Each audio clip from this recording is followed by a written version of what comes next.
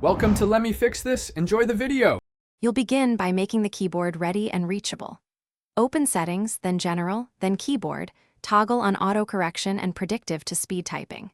Add any additional keyboards, emoji, another language, so you can switch when needed. Once added, use the globe or emoji key on the keyboard to cycle. Hold it to pick a specific layout. Make sure to allow full keyboard access for some third-party keyboards if you plan to install them. This setup saves time and prevents hopping back to settings later. Now focus on faster, smarter typing. Use Quick Path by swiping your finger across letters to form words without lifting. It's faster for many short messages.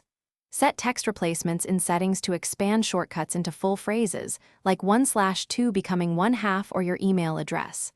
Use the microphone key to dictate when you want hands-free input. Make sure dictation is enabled.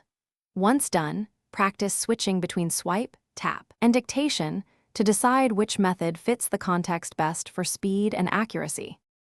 Finish by customizing small details that change daily use. Toggle caps lock, smart punctuation, and haptic feedback in keyboard settings to match your preference. If you need specialty layouts or themes, install reputable third-party keyboards from the App Store and grant permissions carefully. Make sure to test typing in messages and notes to confirm behavior. If the keyboard lags, autocorrect fails, or suggestions disappear, restart the iPhone and, if needed, reset the keyboard dictionary in settings to clear learned errors and restore normal.